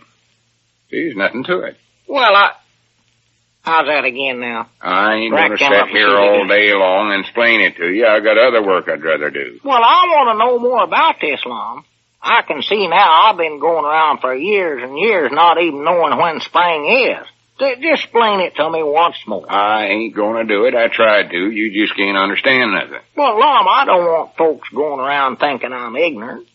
Oh, why should that start bothering you now? Well, just give me a little hint about how it works. Just a little hint. Here's the book. You can read it yourself. I ain't going to waste no more time on it. Well, that book won't help me, Lum. I can't understand all them words. Dog, is there way yonder too big for me? Just explain it to me one more time. Well, I'm going back in the feed room and inventory that stuff we got from the wholesale house yesterday. And you better get the phone there. That was our ring, I think. Yeah, all right. Wish I had that Vernal here. Still have to know more about it. Hello. Jot 'em down, store and library. Abner Peabody doing the talking. No, Mom, no pepper. No matches. No clothespins. No elastics. Mom? No needles. Mom? Well, because, let's see now, why do we stay open now? Well, me and Lum have to make a living. That's why we keep the store open. Doggies, we can't do nothing around here unless we make a living. What a beauty day. Just a minute, Cedric. Woo. Yeah, why don't you try Dick Huddleston's store? He might have some of them things you'd want. Yes, Mom. Goodbye. What'd you say, Cedric? Oh, I said, what a beauty day. Beauty day? Yeah. That's the worst day we've had in years. Wait a minute. What kind of outfit have you got on there anyway? Straw hat and ice cream pants there? I know. Well, it's the spring, Tennis Mr. shoes? Abner. The first day of spring. Yeah, I got on my tennies. You know about that too, Cedric? Yes, Mom. We learned about it in school yesterday. Oh, happy spring. Oh, me, Cedric, You you full ought of poetries this morning. well, you oughtn't to be out dressed like that even if it is spring, Cedric. You'll catch a pneumonia sure as a No, world. Mom, I won't. I always dress this way in the spring. Yeah, but look at yourself. You're shivering and shaking like a dog on a wet sack there, Cedric. I am, Mom. What? Look at your ears. They're blue. You better get over there by the stove and get warmed up, Cedric. You freeze. Stove, have you still got the stove running? Sakes. Well, of course we got spring. the stove running. It's the only way we can keep warm in here. I'm about to freeze to death as it is. Oh, I love the spring. It's my favorite season. Oh, beauty spring. Here, Cedric, you better sit down here now before you shake yourself plumb to pieces here. Oh, just to be alive in this happy, happy season. The flowers blooming and the birds singing. Where have you heard any birds singing, Dave? If you have, they're spreads up. They're snowbirds, I'll tell you that, Cedric. I just seen a robin on my way over here.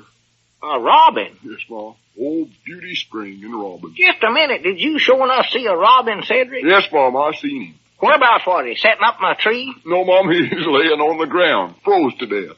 Yeah, well, that's what's going to happen to you, too, if you don't get home and get some warm clothes on. Just 'cause this is the first day of spring don't mean that it's actual warm, Cedric.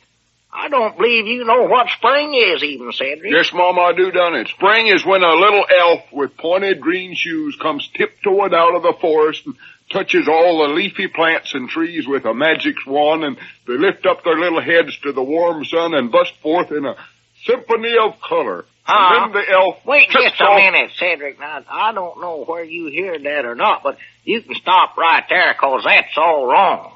All wrong. Why, sure, it's all wrong. Bad? Yeah, them little elks coming out. Lum explained the whole thing to me this morning.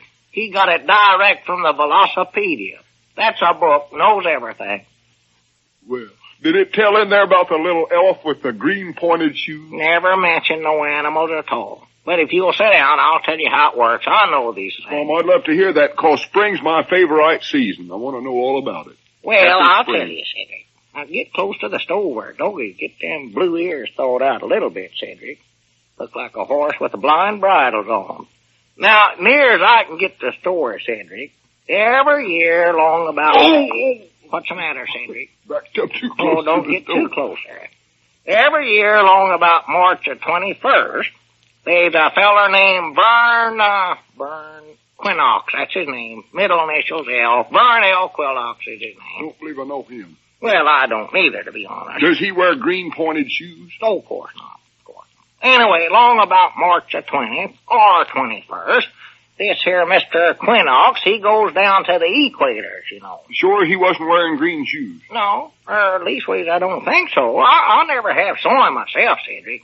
He's scientifics of some kind, I think. Oh. So then this here celestial solist crosses Nocatul's points and backs up to the ecliptics. That's and what I it. done, only it was the stove. Yeah, well, he backs up to the ecliptic, Cedric. Of course, that's just for the northern atmosphere zone. Oh. And, well, that's all there is to it, I reckon. You mean that's what spring is? According to the book, Cedric. No elves in it. Not a elf. Doggone it. I hate to hear that. Well, I know it's a big disappointment to you, Cedric, but that's the way that scientific stuff is, I reckon. Doggone it. I'm going right home and take these clothes off and not get 'em out till Labor Day. Huh? To heck with the spring, that's what I... Well, here now, don't take it so hard now, Cedric. I hate and despise spring. Never going to come out of it again. Huh? Oh, Swan, to goodness. Sit your boy. I reckon that's a shame. I ruined everything for him. Wonder if I done... Hey, Lum! Hey, Lum! What Come is here a it? minute. Come here, I want to ask you something. Well, I'm busy. Make it short. What is it? Well, you know Mr. Quinnox. Mr. Quintox. Yeah, you know that feller that's in charge of Spring? Tell me, does he wear green pointed shoes?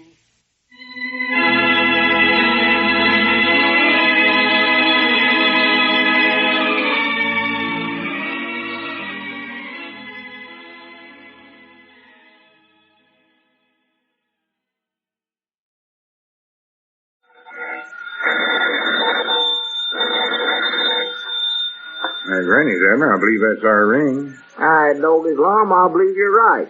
I'll see. Hello, jot 'em down, store. This is Lum and Abner.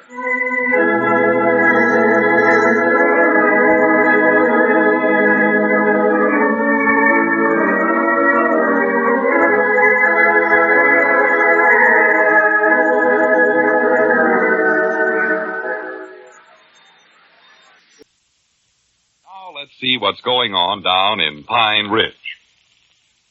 Well, last night, Lum launched his whirlwind courtship of Miss Emmeline with a buffet supper. Well, prospects were none too bright for the affair when we left the old fellows yesterday. In following plans to cut down the size of the guest list to match the number of buffets, Abner had the task of suggesting to Miss Emmeline that she not attend. When Lum discovered this, he was furious and hurried to the schoolhouse to patch things up. Also, Cedric got mixed up and varnished the dinner plates instead of garnishing them. As we look in on the little community today, we find Lum and Abner in their jot-em-down store reviewing the party. Listen. Well, I know one thing. As far as I'm concerned, that buffet supper was a success. I don't believe I've ever saw Miss Emmeline look prettier in all her life. Yeah, well, you look fancy, all right. Ain't no doubt about that. Hair all frizzed up and her jaws rosy, all covered with that artificial coloring and flavor. Yeah, you know, she wore that little corset of flowers I got for her, too. Yeah, I noticed that. Was them lilies? No, them are gardeniums.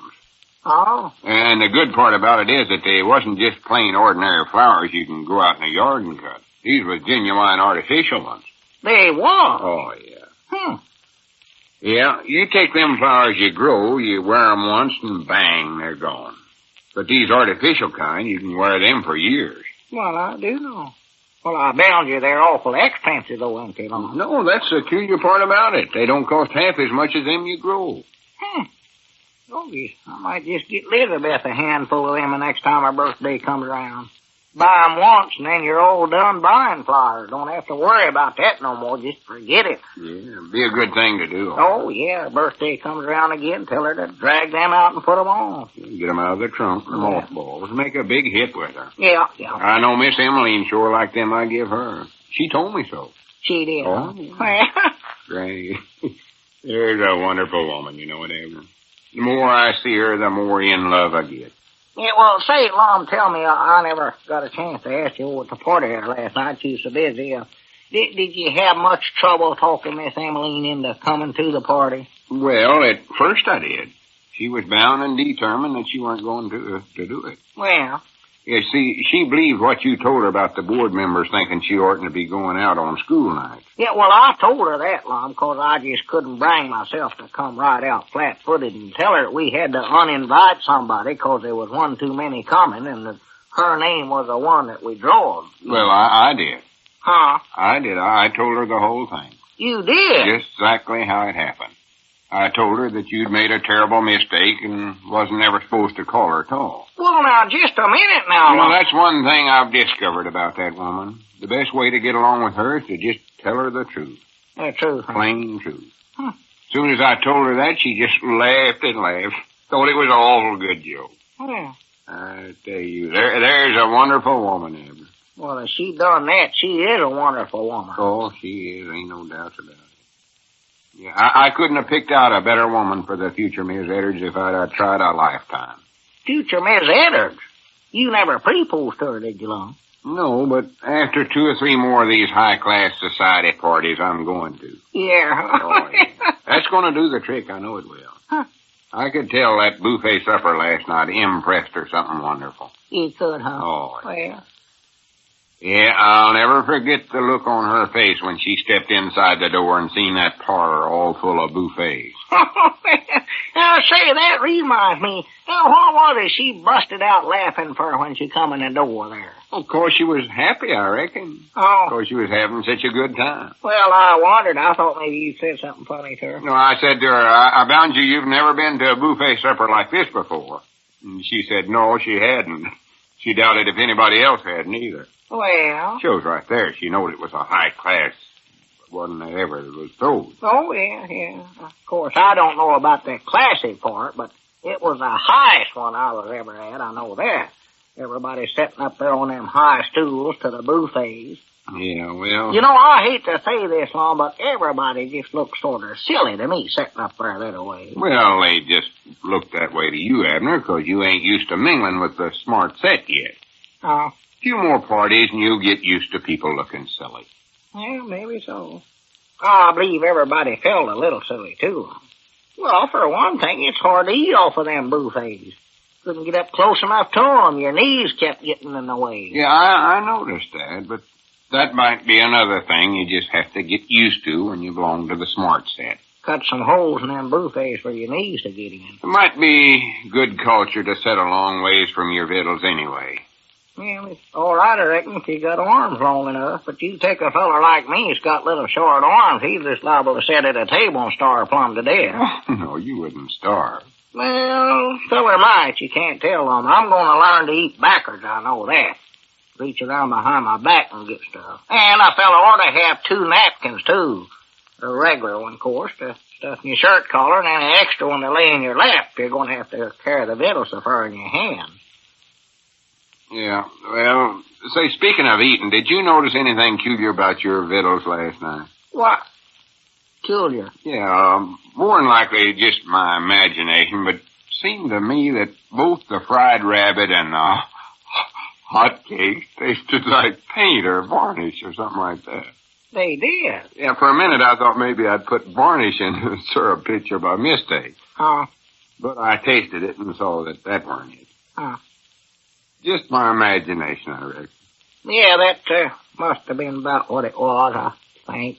Of course, I noticed nobody there ate much of their food. Oh. I thought at first that it was just because folks was a little embarrassed over being at such a high-class party, but when I seen fellers like Ulysses S. Quincy and Charlie Redfield not eating, I knowed there was something else wrong. Well, I reckon I might as well tell you, Lum. It was Cedric's fault.